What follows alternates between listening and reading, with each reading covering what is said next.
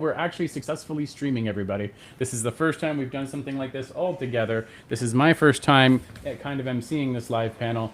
And I would hate for us to be, well, I mean, I love hanging out with all of you. So if I've mucked it up and it's just the four of us hanging and gabbing for the next 45 minutes, I guess I've mucked it up. And it's just the four of us hanging out and gabbing for the next 5 minutes. Let's see. It looks like LinkedIn is starting the stream.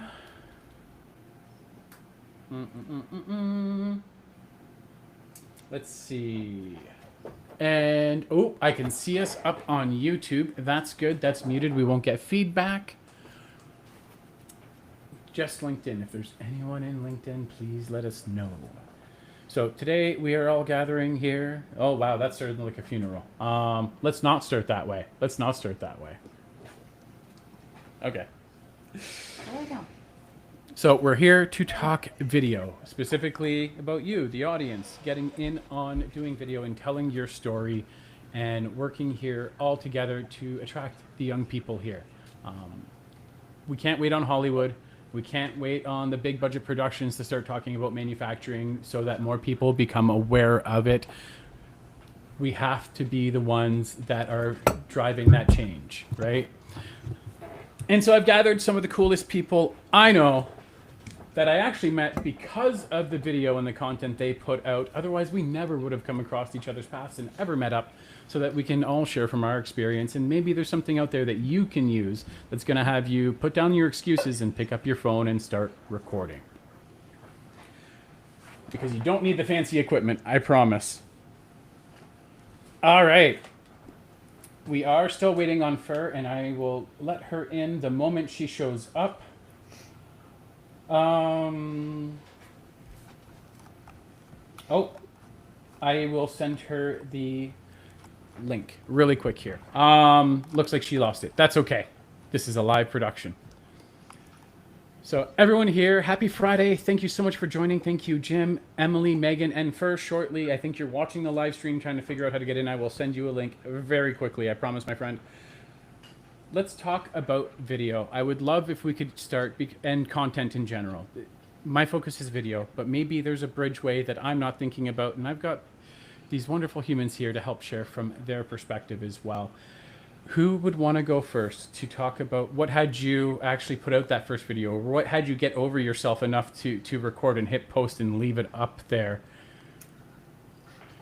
Who wants to go first? I'll go. Okay. I am a super reluctant podcaster. I never wanted to podcast to start with. It was...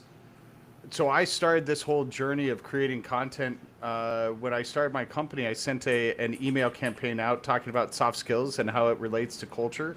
And I got so many negative responses back that I was like, oh, everybody hates me. And then I got a couple, like for every 4 or 5 of those negative responses, I got back responses about how people were creating the culture that they wanted and the steps that they were going through. So I started having conversations.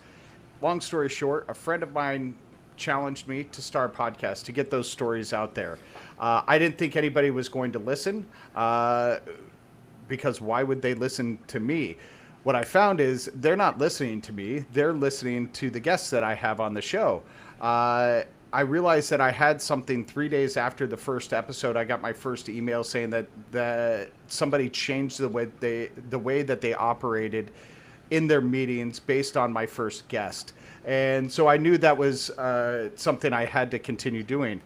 I didn't start in the video path, though, for almost a year. I was audio only. I was still getting over the fact that people were actually listening to the show and they found it valuable. And then I talked to somebody who told me that I needed to start doing videos. She's raising her hand. She's on this panel. Because 2 of the panelists here were guests when it was audio only. And I was like a nervous wreck. When I first called Megan to say, hey, do you want to be a guest? I felt like I was calling Taylor Swift. Like, Megan, I've told you how nervous I was that first time that I called you. Like I stumbled over words. I sounded like a giddy schoolboy. Like I was a train wreck. And she recommended Emily be a guest on the show. And then Emily recommended I pull my head out of my ass and start doing video. And so I started doing video. Ryan Kuhlenbeck was the first guest ever that I did video. And I haven't looked back. And now I'm able to build a product ladder on YouTube with video, right? And it's not necessarily a product ladder, but my shorts are then recommending my mid-roll, my chapters of each episode, and those chapters then point back to the full-length video. So it's a powerful tool that I had to get over my own weirdness about, just same way I had to get over hearing my own voice on a podcast. So that's my story. I don't know if that helped anybody, but hopefully it made somebody laugh. I was also a fangirl of Megan, and Jake Hall recommended that I connect with her, and that was my first time showing up on video, was when I was on Mavens, and that was 4 years ago. Can't believe it was 4 years ago. Yeah, it just gets easier with the more you do it. I still am not one to just like record the selfie style stream of consciousness thing. Every time Megan posts something like that, I'm like, I don't know how you do it. Agreed. And yeah, I still get nervous going on camera, but I just keep doing it, keep showing up. Yeah. Yeah, so a lot of people don't know this, but before I even started Mavens, like I started my career out as an associate editor for a trade publication magazine called Product Design and Development. And we were one of the very first publications to kind of incorporate video into our like ad offerings. So we would have people send in like their product releases or events, and we created like a newscast show. I don't know if any of you are familiar with Chris Fox, but he was someone that I worked with a long time ago, and he was part of this video venture that we did. David Manti was part of it, and we kind of brought comedy to engineering and manufacturing. It was a very sarcastic, dry humor, and some of the products we made fun of, and some of the products we were like, is this an actual thing? We were able to review a lot of stuff. So like when the first 3D desktop printer came out, it was really expensive back then, but we were able to like print our own things and provide reviews and everything. And I was really nervous, and that stuff was like pre-recorded. So we knew that we were going to like edit stuff, but it was still like nerve-wracking every time that red light came on. So I had experience with video. We also, believe it or not, did trade shows. So we would go and visit some of our top advertisers for the publication, and we did recordings and booths. So I actually did that stuff a long time ago. And when I started Mavens, I was never responsible for video production in my life before, ever. So I wanted something very simple that I didn't need to do a lot of editing on. A lot of people ask why I did the live portion of it for so long, and the reason being is because I'm not an editor and I don't want anything to do with video editing, and I didn't have the money to hire a professional editor to make the video. So live just gave me that opportunity to create everything as is and upload it right away. And I think what a lot of people enjoy from Mavens is that live aspect of it actually made it more authentic, because what you see is what you get. So the person that's on the podcast is actually being who they are authentically, and sometimes their vulnerability shines through. And I think that's the whole point we're trying to make with this conversation. We have to stop making, because yes, you can pick up your camera and you can start filming things. Like I will sometimes do the selfie videos that Emily mentioned when I just get done running. So I'm sweaty and I'm hot and I'm huffing and puffing, but you know what? That's who I am. That's the time I thought of something and I created the video.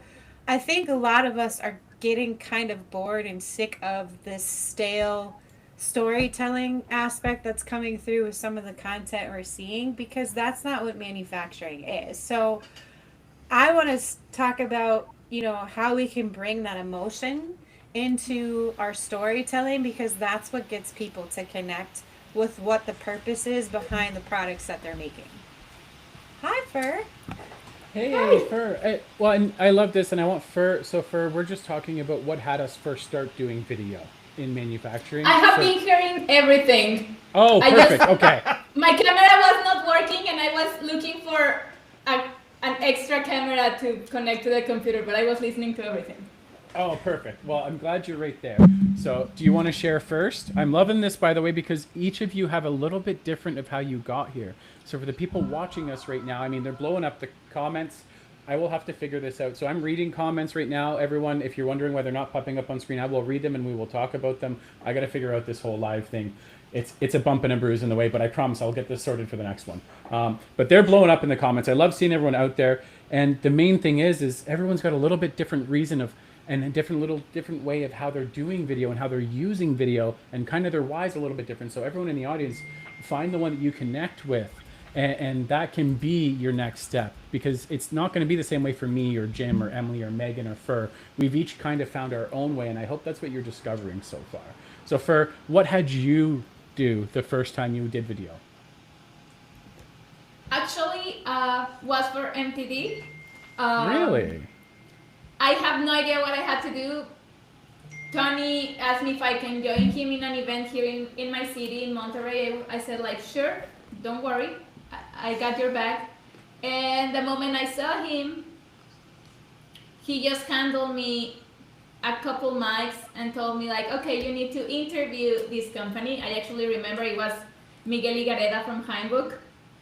I had no idea what to do, what to ask, what I was doing there. I always was like super afraid of cameras, and more that I was going to talk about work holding, and that was not a topic that I knew a lot. But I said yes, I was ready and everything, so I was like, okay, what the hell, I need to do this. I need to work. So that's how I did my first interview on camera. It was not that bad. I think actually it is my most watched video so far. Okay. Yeah, That beginner luck, that really solid mindset. But after, a few times I start loving it. The first is always hard. And every time I get to do video, I'm always nervous at the beginning. But once I feel comfortable with the mic, I feel like a fish in the water. Yeah, a lot of that, and I see a lot of us nodding along and people in the comments talking about the strength needed in the mental game. But I think I'll share a little bit of mine, but I think, if we could talk a little bit about just overcoming that and just acknowledging, because I think it's there for all of us, right? Like, even now, I've been doing video 9 years. I still have that trepidation. I had nerves before this, and I was trying to email everyone here on the panel with us, and my fingers were like shaking. I was having a hard time typing, okay? Fur will come back, okay. And, but, so it's not like this ever goes anywhere, but like Fur was talking about, we build that faith by taking action, and then each action just becomes more doable. Not easier or less frightening, but more doable. For me, I started doing video way back when I was in distribution, because video for me is what let me reach more people when I was trying to show them that there's a better way to do things. And I hated video. It took me 6 months or something to do my first one, a year maybe. It's still out there on YouTube, but I knew I needed to start to get better. I knew that I had to start putting in the reps to get where I am, to get wherever I was going. I had no idea I'd be here on a panel with people from all across the Americas talking about the power of video and storytelling and manufacturing. I had no idea I'd be here, but I knew I had to start if I wanted to get better. And I had faith that video would be what would get us here, where we are right now. And at first it was very orchestrated, recorded, edited stuff. And now it's off the cuff on the phone or the fancier stuff when I'm traveling. And that gets way edited by people way better at editing than me. But a lot of the stuff that got me my best results in the beginning of my career, tripling my sales, was just on the smartphone in my pocket. I would just top of mind, kind of like Megan does. I love seeing hers because it reminds me, man, I haven't done that in a while, and it is so effective. But that's kind of how I got started as well. So everyone, like Jim, you want to start and just say, like, is the fear still there for you, buddy? And if so, what has you actually hit record and post?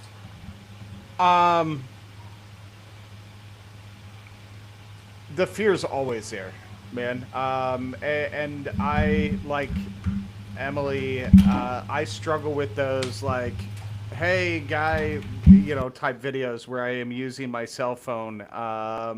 I've done a couple because, again, people have told me I need to, and I'm just not great at them. Like, I don't feel authentic when I'm doing them, and I think the biggest moral of the story is find a way that you can do video, create content that's authentic to you. If you're not one that can hold up a cell phone and do a selfie video, don't freaking do it, right? I never remember to take selfie photos. Emily has to remind me, but then she doesn't remember. Like I've been with Megan and Emily at events, and we'll leave and we'll text each other, oh, we forgot to take a selfie. Yeah, that's an issue, right? What gets me recording and pushing publish is also building a network, right? The four of you and Fur who are here, right? You're all very supportive. We amplify each other's content. We give each other feedback. I know I can always go to Em or Megan or Arthur and now Fur and say, hey, I've got this idea for a video. What do you think? And it's having the ability to hire people to do the things that I know I'm not good at, right? So I've now been fortunate enough that I can hire an editor to do the post-production stuff. That's not my skill set. My job, my abilities come from being able to ask good questions and make people feel comfortable on the other side of the microphone, man. My skill set is not necessarily that post-production stuff. So it makes it a lot less daunting to just be able to hit record, make the recording, ask really good questions, build a relationship, build a connection, and then have somebody else handle the stuff that I'm not good at. 100%, man. Really appreciate that. And I can't remember, did you say how long you've been in? I just saw a comment come by. So as we shared, just say how long. I know me, it's been like 9 years. How long have you been doing video, Jim? 2 years, man. That's it. 2 years? There you go. But and I learned, my editor's great. Before every trade show I go to, I say, hey, what from last time caused you the most headaches? And usually it has to do with sound. At first it was the camera, so I got a better lens and I got a better camera, and so now the camera quality is great, and now it's around sound. And so now I have better sound than what we recorded with at AME even. I've got better mics, and so every time I go out, I'm trying to make my production just 1% better than it was the previous time. But 2 years, that's it, man. Cool. Yeah, and there's no minute. The point is encouraging people to start. Yeah. You could have said 3 days, and I would have been still cheering you on, but you know that.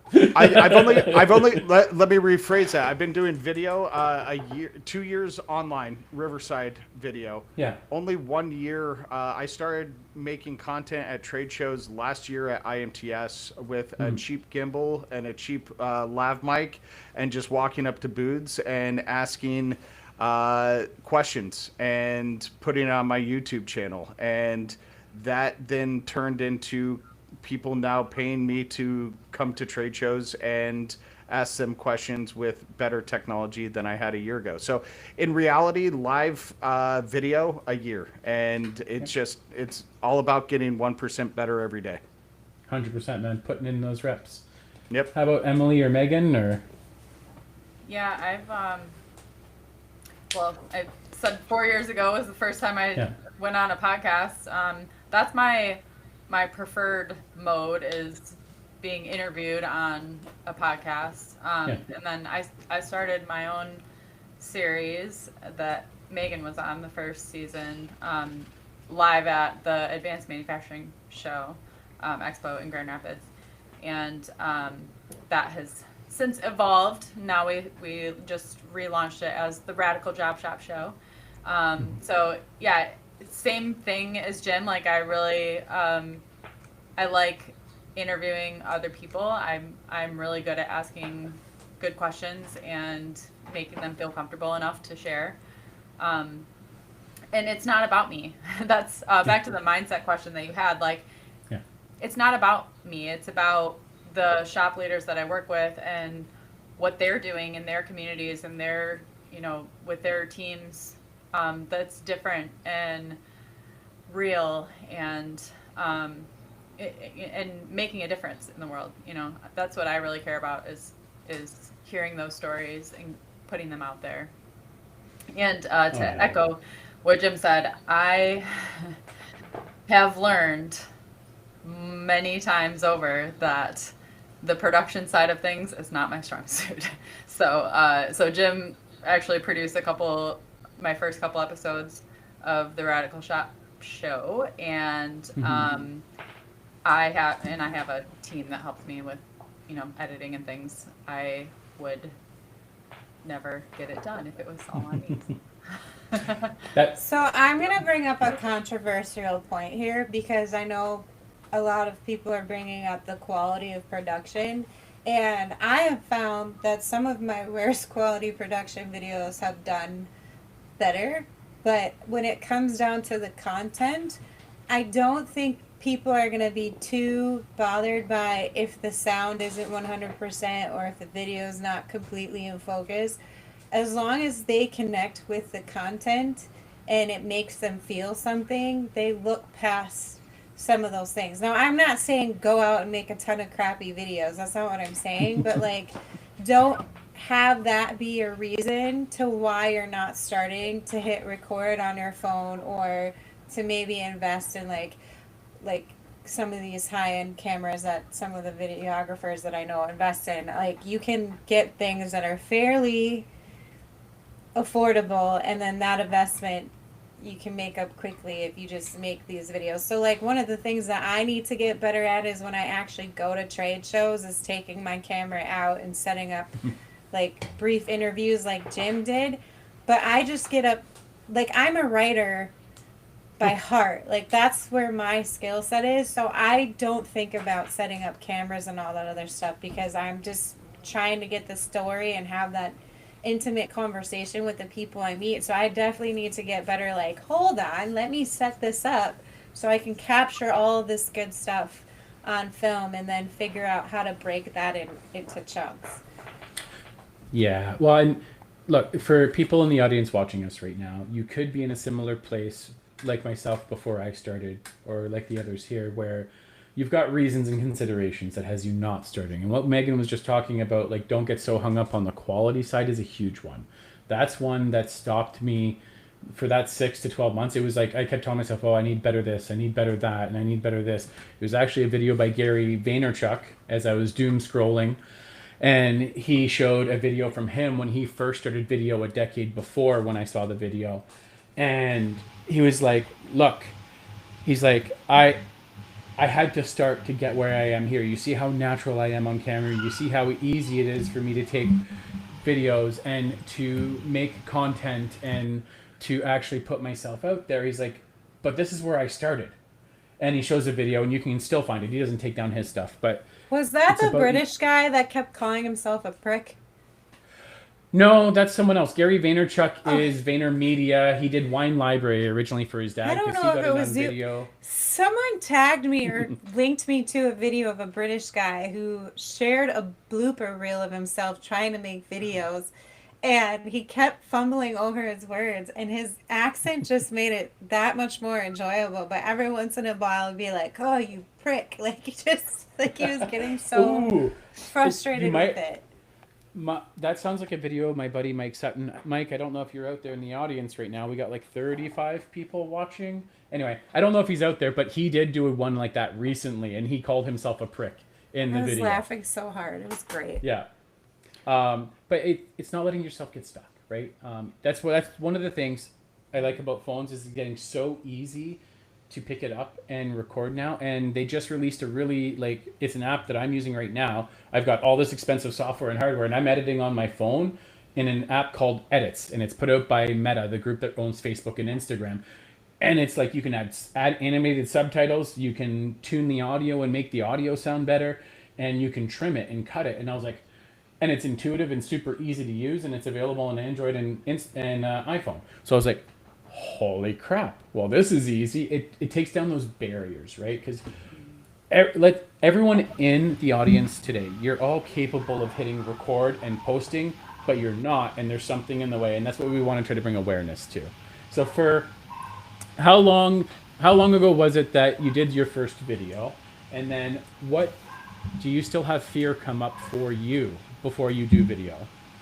Yes, I mean, I did my first video like 4 years ago, like actually like an interviewing video, because I used to dance and I'm a Zumba instructor. So in COVID, I was doing like these Zumba sessions.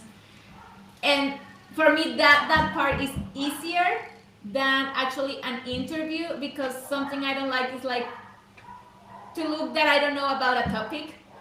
So when I start doing like these interviews and when I get into podcasts, for me that was so hard, like making, as Jim and Emily said, for them was easier to do like the right questions. They are good making questions. I'm all the opposite. I'm good at editing, at post-production, at making things look good, but at making questions that makes me so nervous every time. So I actually, before doing an interview, I always do like my storyboard. I practice.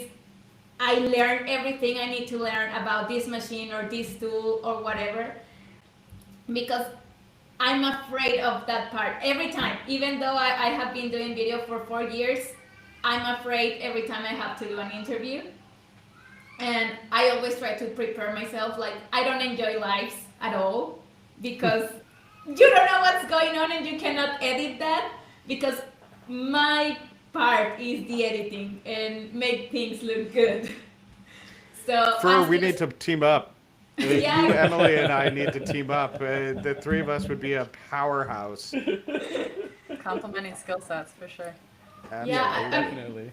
Yeah, because as you said, like making questions is the easy part for you. I'm actually right now reading a book called How to Make Questions, so I can be better at this part. I'm just really not. I'm a genuinely curious human being, and I think that Emily has that. I think all of us have that, trait. But I am able to just ask why something works the way it does that way, right?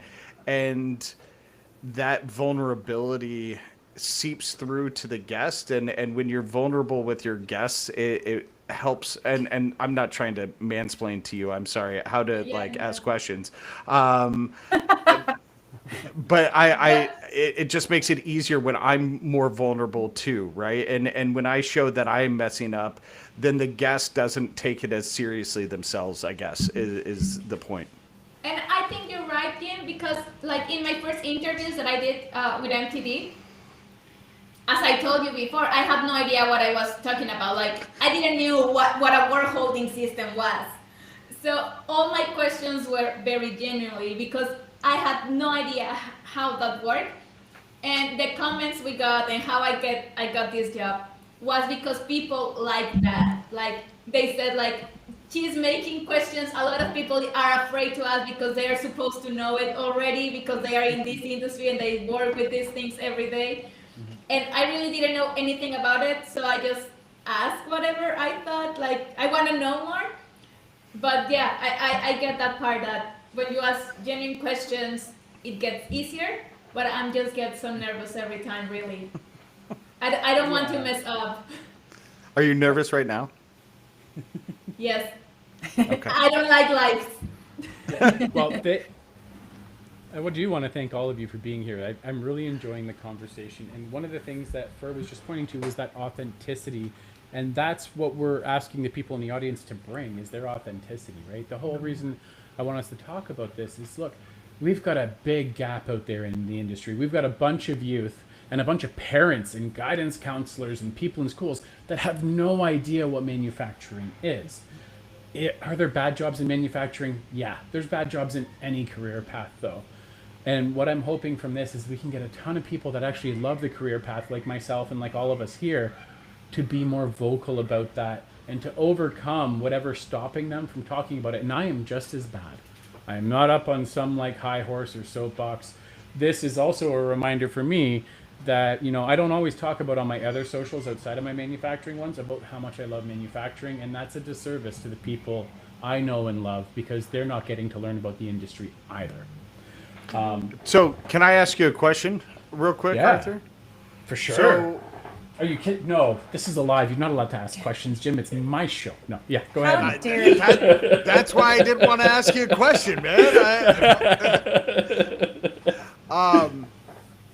I am curious, and this goes for Emily and Megan and Fur too. Why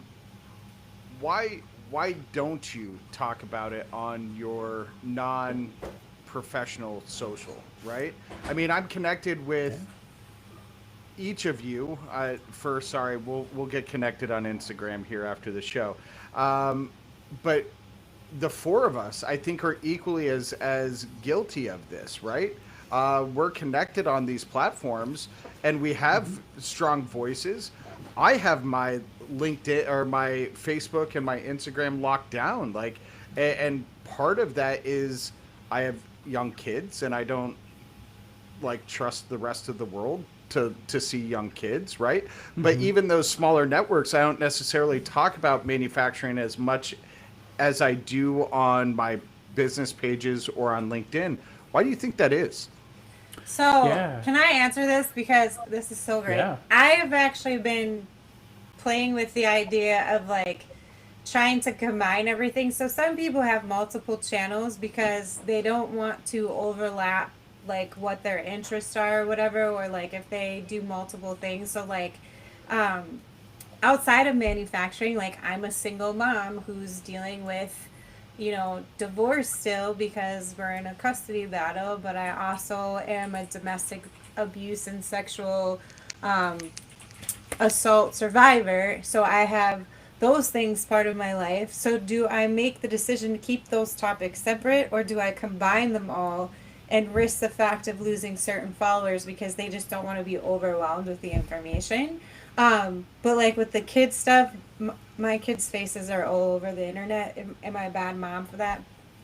I No, don't know. not at Like, all. I like Mine too. I like sharing that side of me because it shows that like I can still thrive and do things in my professional life too. So I'm trying to share more of the manufacturing stuff on my personal channels because it has really sparked some conversations with some people who are not in manufacturing, and they, you know, there's still this misconception that manufacturing is not a stable place. And I've had people be like, why are you in manufacturing? Doesn't it suck? And I'm like, it actually doesn't. It's pretty cool.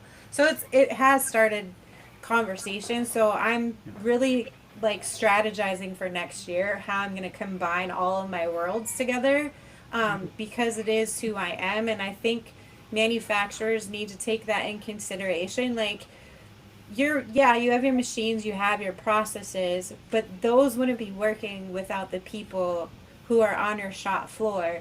And the conversations that happen on the shop floor are awesome. Like, they're the most genuine and authentic people in the world. And this is why I encourage people, like, don't try to filter out that language, because yes, there's going to be F-bombs and curse words and all that stuff, but that's what makes your shop run.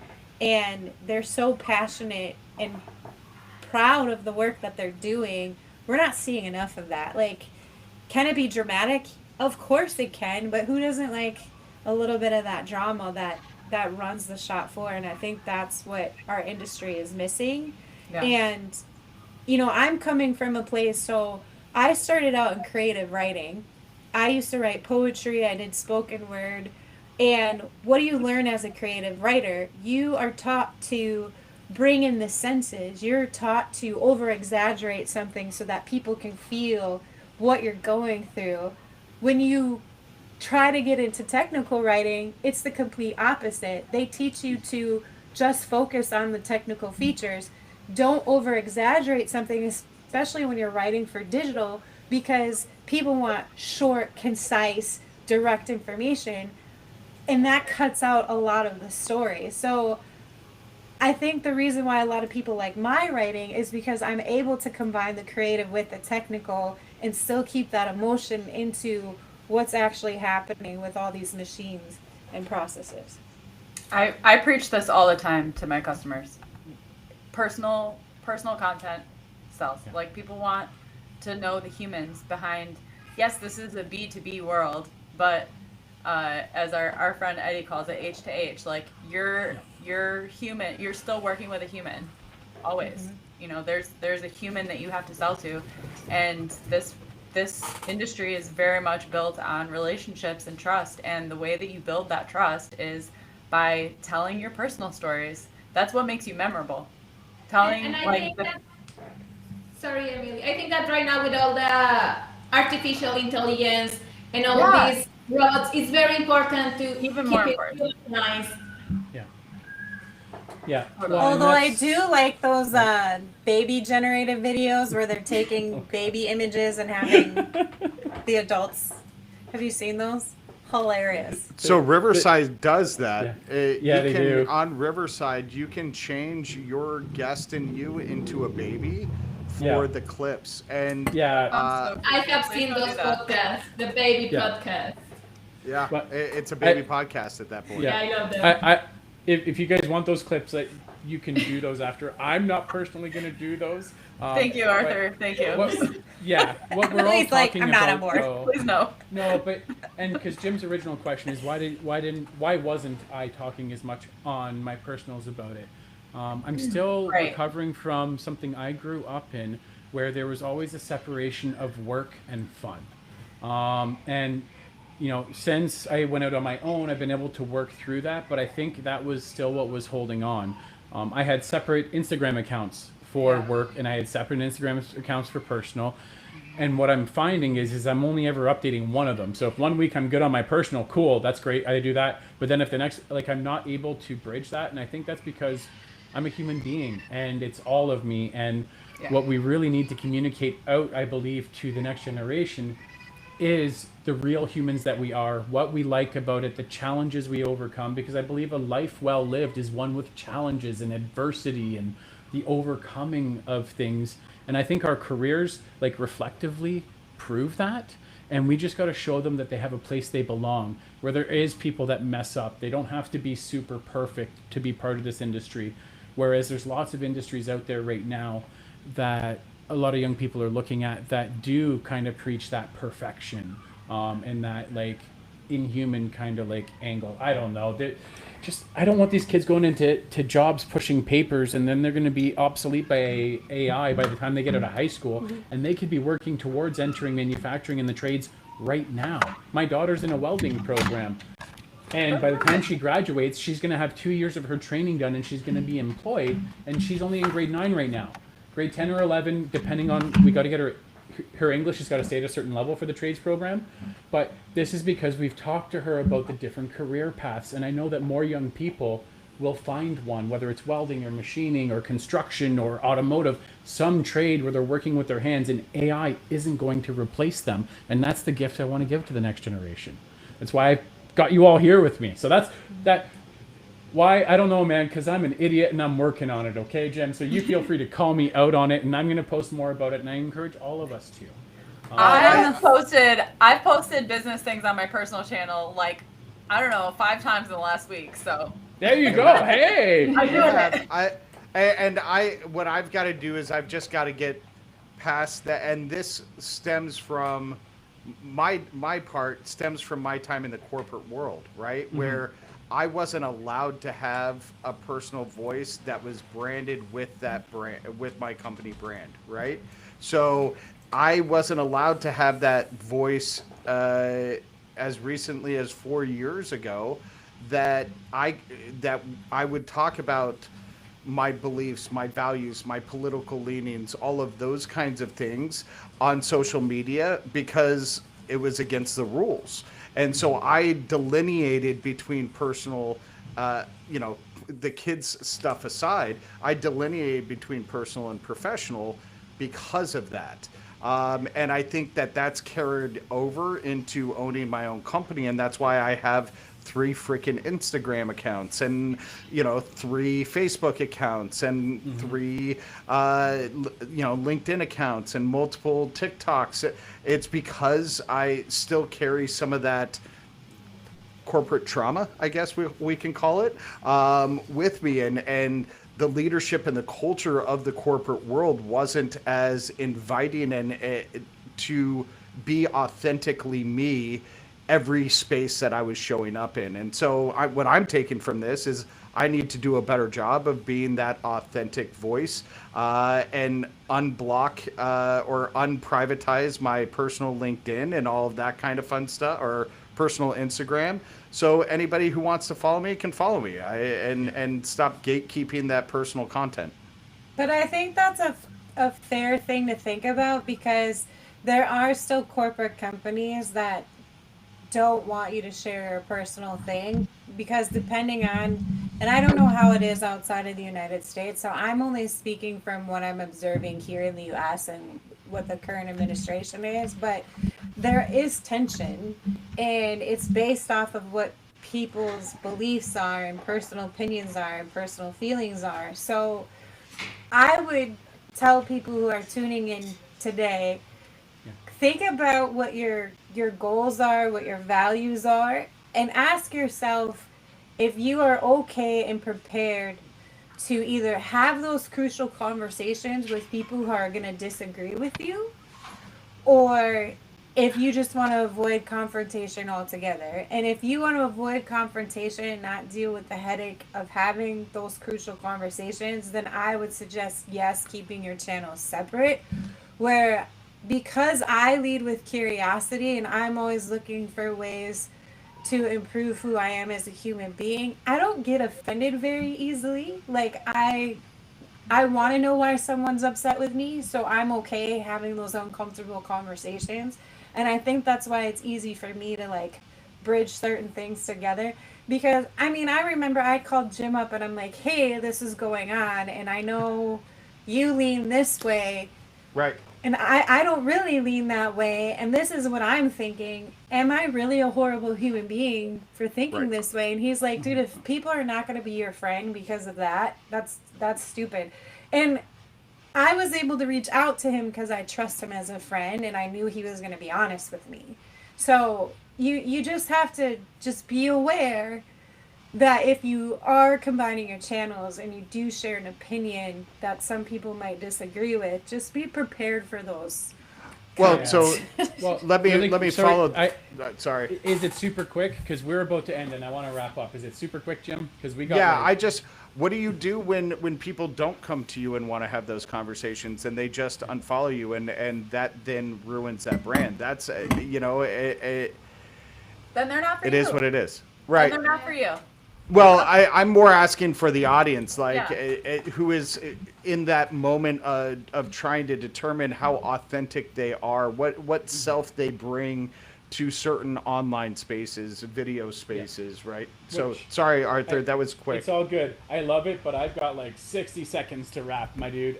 We could jaw for hours. We literally have, and we can hook that up again, and maybe we can record another podcast. I don't know, but we will get to Let's that. do it. So, look, everyone that tuned in today, thank you. Time's the only thing in this world we can't manufacture, and I am so grateful that you have gifted some of the time that you have in this life to all of us here today. The number one thing I want you to leave with is, one, the last thing we were just talking about. Look, the reality is the more you put yourself out there, the more there's a chance that somebody else in this world is not going to like you, and you've got to be okay with that. And I will guarantee all the stuff we shared today about what we worked through, it was somehow influenced by being terrified that we wouldn't be liked by the people, whether it's the same stuff we're talking about now about merging our socials, or the first time we hit record and shared it with the world. You can do this. Thank you so much for coming to the event. And if you want to reach out to anyone, you want to keep working down this path to get over your stuff, to get your video out there, you can do it. Reach out. All 5 of us are here for you. I can speak to anyone on the panel. They would not bite your head off for reaching out. They'd probably laugh and have a good time. Thank you, everybody. thank you all of you for being here today. Woo! Happy Friday! Yeah!